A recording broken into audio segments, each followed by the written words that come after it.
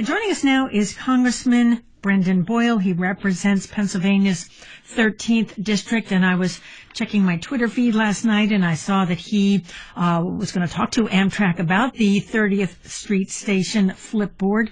And Congressman Boyle, nice to have you back with us on Radio Times.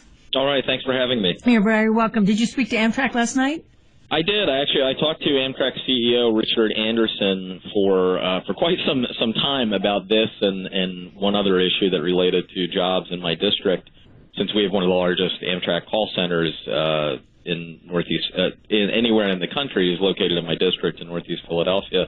But the first thing that I raised with him, and actually the thing that we talked about in much greater detail, at greater length, was this sign. Yep. And I expressed to him that as a Philadelphian, one of the things that I'm most proud about is the beauty of 30th Street Station. It has been shown in dozens and dozens of films, contrasted to New York's Penn Station, which is an ugly mess. Our 30th Street Station is really, I think, one of the most beautiful, if not the most beautiful in the country. And I said to him, I think an important part of that, really the centerpiece, and that people, myself included, have a certain attachment to, is this clickety-clack sign, that it evokes something about rail that any other mode of transportation, it seems to me, just doesn't have. Well, I'm curious about what the CEO of AMTRAK then said back to you. You made this eloquent argument. What was the response? Well, I'm glad you think it was eloquent. Hopefully it's effective. Because I was quite encouraged with his response, because I was frankly dug in for a harder conversation. He thought that, first he agreed with me on 30th Street Station. He said it's actually one of the things they're proudest of at AMTRAK, so it's not just a Philadelphia perspective. He also said, contrary to what has been out there, that this was a done deal, that in fact it wasn't a done deal. That he thought there was some way that this is all part of their wanting to upgrade, and in his words, do a better job at addressing their number one complaint they get from customers from their surveys, and that is the lack of real-time data to passengers on either station gate changes or typically trains being delayed. As part of that, that's what changing the sign was about. He thought there's a way they could still achieve that goal and keep the sign. Is that official, or, I mean, we're trying to figure out where to go with this, and I'm looking at Inga, who's salivating over here. But yeah, go ahead. I mean, that was as of about 6 o'clock yesterday evening when I was talking to him from a phone in my office. I'm to follow up with him, and I would point this out. This wasn't just one flippant comment he made. About 3 different times he said that he was optimistic that they would be able to preserve the sign there and to relook at this and figure out a way that they can keep the sign while at the same time still achieving their goal of an upgrade. He also told me, by the way, that this wasn't, because I made the point to him that if you're just looking at this from a cost-benefit analysis, that you should keep in mind all the goodwill you're going to lose by removing the sign, that there are a lot of people who support rail because of the beauty of 30th Street Station, because of the history with it, and that you lose something. He responded that actually this whole upgrade is incredibly expensive for them and that they're not doing it to save money. In fact, quite the opposite, that this is costing them a good bit of money. So I come away, well, I'm certainly going to continue to follow up on this because it's personally important to me and important to our city. And he knows that we're going to be following up again in a few weeks right after the holidays come January. He mentioned an RFP that was going out in January and looking at that to change it, to figure out a way that the sign could be preserved. But I come away from the conversation encouraged that we can save this. Hold on, because I want to give our guests a chance to respond, and I have some more comments I want to read as well. I'm looking at you, Inga Saffron. Does that give you hope? Yes, absolutely. That's very encouraging. And if the RFP is not written, there's lots of opportunity. RFP is the request for proposals to suppliers.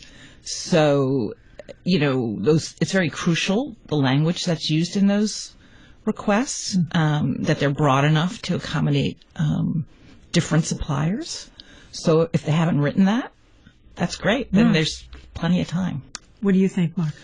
I think that's very encouraging, and I think that the issue with real-time data, no problem. Oat Foundry's built signs that have pulled flight tracker data and put it on the board, have pulled sports scores and put it on the board, and I think if you're going to focus on jobs, I mean, we're expanding our shop from Benson back into Philadelphia, into the Frankfurt Arsenal, and we're adding jobs. So that's local. I mean, it doesn't get better than that, I think.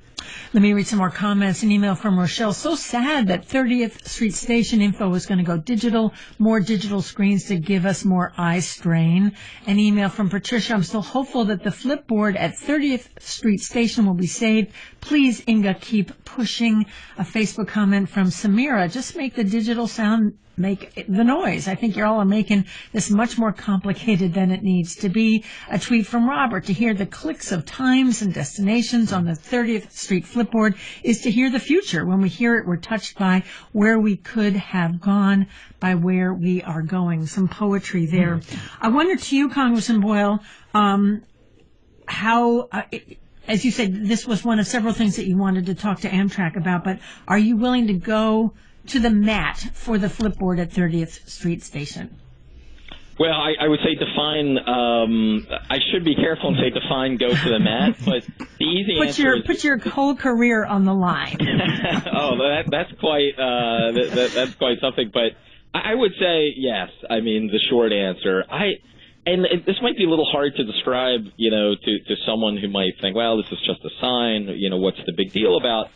But the beauty of 30th Street Station, it's iconic, and I do think that if you take away that sign, which even the sound of it evokes back to an earlier time, right. If you lose that, you are losing an important part of the station. And I did remind, and was, pretty shameless about reminding the CEO about my strong support for AMTRAK and a big believer in AMTRAK funding, which I am. I believe we've chronically underfunded high-speed rail in this country, especially compared to Asia and to Europe.